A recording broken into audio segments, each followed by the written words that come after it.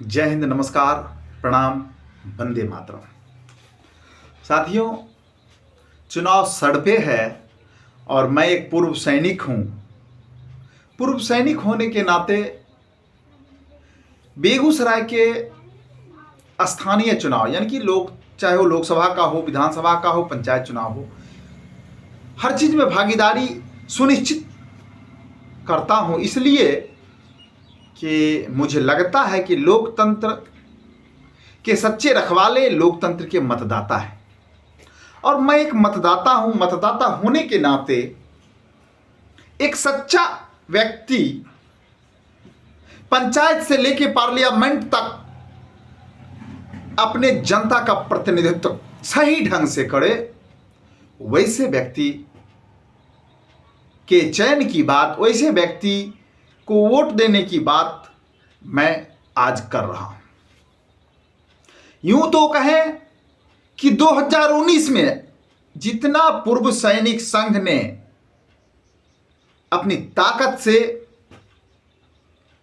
गिरिराज सिंह का सपोर्ट किया, गिरिराज सर से मेरा कोई भी मतभेद मनभेद नहीं है, लेकिन जब राजनीति की बात आती है, जब लोकसभा उम्मीदवार की बात आती है, प्रत्याशी की बात आती है, तो इस बार क्योंकि 2019 में हम लोगों ने पूरा का पूरा मत दिया ही नहीं, दिलवाया भी, क्योंकि इतना अप्रत्याशित जीत का आंकड़ा किन्हीं को नहीं पता था कि गिरिराज सर 4.25 लाख मत से जीत हासिल करेंगे। 185 लाख के आसपास, मतलब 185,000 से जीत हासिल कर सकते थे, ऐसा अनुमान था।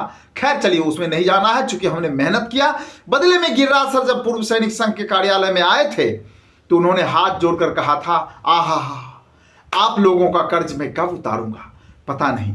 मैंने उनसे कहा था, सर वक्त आएगा, हम आपके साथ थे और आप हमारे साथ रहेंगे, ऐसा उम्मीद हम लोग रखते हैं। वक्त आया, लगातार उनके साथ कॉरेस्पॉन्डेंस चलता रहा कि बेगूसराय जिला में पूर्व सैनिकों के लिए कुछ भी सुविधा नहीं है, कुछ भी सुविधा नहीं है। और पूर्व सैनिकों के तो पैसे भी पर मंथ कटते हैं चिकित्सा भत्ता के नाम पर, और पेंशन आने वक्त इकट्ठा काट लिया जाता है। तो क्यों नहीं बेगूसराय जिला में पूर्व सैनिकों के लिए जो ECHS की सुविधा हर एक जिला में देने की वादा रक्षा मंत्रालय करती है, वो एक्टिव नहीं है? क्यों नहीं है? काफी कॉरेस्पॉन्डेंस हुआ निवर्तमान रक्षा मंत्री निर्मला सीतारमण जी से। रजनीश जी तत्कालीन MLC थे, वहां से हम लोग शुरू किए और लगातार चलता रहा कॉरेस्पॉन्डेंस। लेकिन गिरिराज सर का कहना था कि भाई आप हमको ज्ञापन देते हैं, आप हमें आवेदन देते हैं, हम वो आवेदन कंसर्न के पास भेज देते हैं। अब कंसर्न नहीं कर रहे तो हम क्या करें? हम तो राजनाथ सिंह को फोन करके कहते हैं तो वो है करके टाल देते हैं। देखिए क्या बात।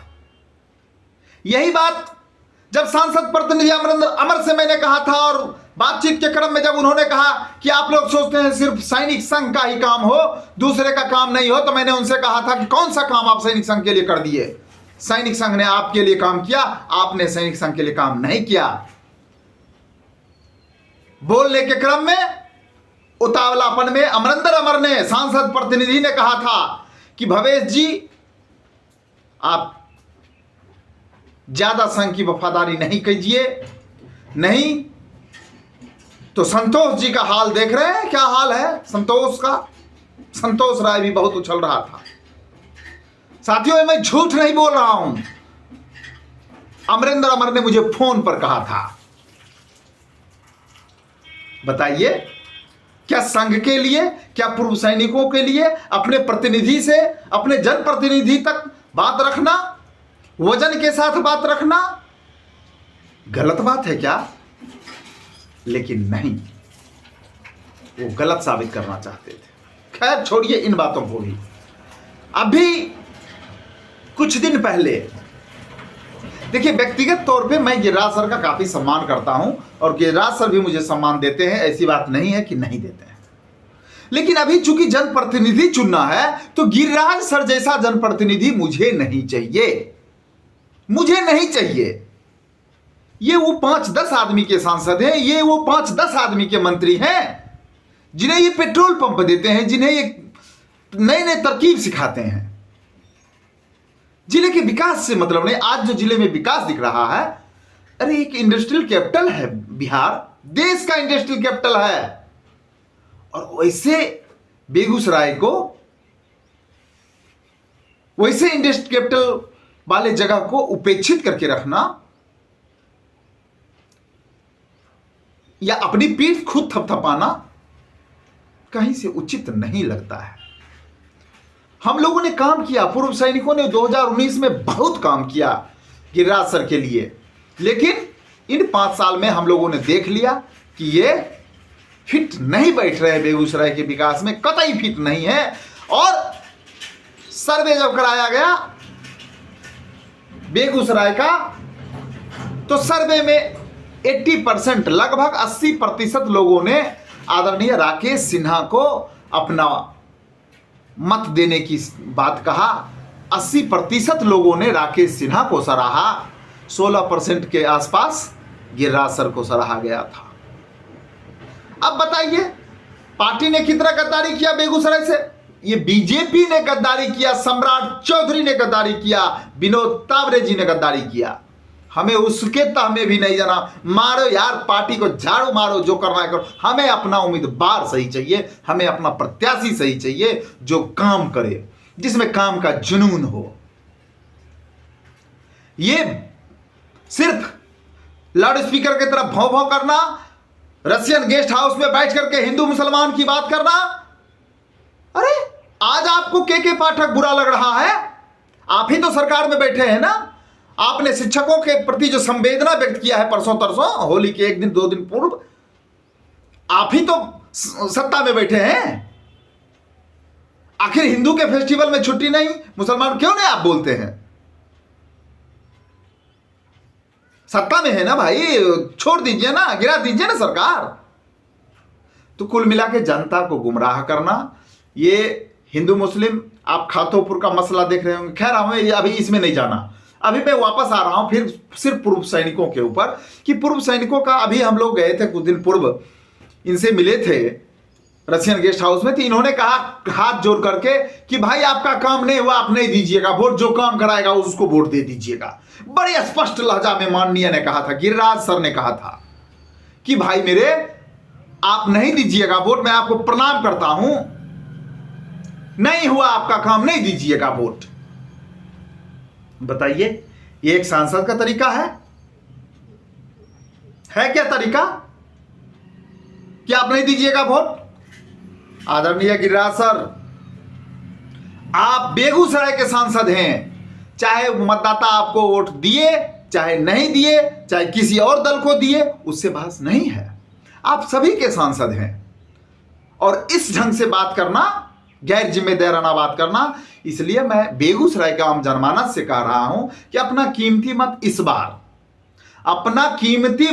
बार सर्वे के हिसाब से अगर राकेश सिन्हा सर को जाता है, तो राकेश सिन्हा सर के स्वतंत्र उम्मीदवार के रूप में मैदान में आने की बात सभी लोग करें। और राकेश सिन्हा सर से निवेदन होगा कि आप मैदान में आए, आप छोड़िए, कुछ पार्टी गाइडलाइन की आवश्यकता नहीं है। क्या राकेश सिन्हा सर चाहते हैं कि बेगूसराय सांप्रदायिकता की आग में धधकता रहे? क्या राकेश सिन्हा सर चाहते हैं कि पूर्व के सांसदों ने जो विकास की गाथा लिखी है उसी पे लिपस्टिक लगा करके, उसी पे चूना गेड़ू करके और अपनी वाहवाही लेते रहे? नहीं। आज जितने भी नए काम दिख रहे हैं उसमें या तो पूर्व सांसद का योगदान है, नहीं तो आदरणीय राकेश सिन्हा सर का योगदान है।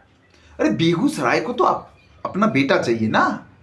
अभी तो बेगूसराय की जनता कहना चाह रही है कि गिरिराज जी आप बेगूसराय के लिए हितकर नहीं हैं, और आपने ऐसे भी बेगूसराय, देखिए सैनिक सम्मान की चीज है। दिल्ली में हमारे पूर्व सैनिक बैठे हैं, 1 रैंक 1 पेंशन में जो मोदी जी ने धांधली किया है 2 में, उस धांधली के दे करके 1 रैंक 1 पेंशन ले लिया मोदी जी ने, ढोल पीट दिए पूरे देश में कि हमने 1 रैंक 1 पेंशन दिया, लेकिन वापस ले लिया और 2 में रिवीजन में। उसके संशोधन की बात के लिए 20 फरवरी 2023 से पूर्व सैनिक संघ के डेलीगेशन जंतर मंतर पे धरनारत हैं। इसके लिए देश के सभी सांसदों को ज्ञापन दिया गया।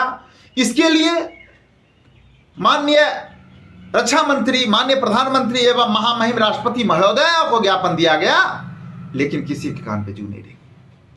आज सभी सांसदों के जवाब में गिरिराज सिंह से जब जवाब मांगा जाता है तो वो कहते हैं भाई आपको जो काम आपका कर देगा उसको वोट दे दीजिएगा, हमको जरूरत नहीं। कल बेगूसराय के आम आवाम सभी जनता के साथ ये ऐसे ही बोलेंगे।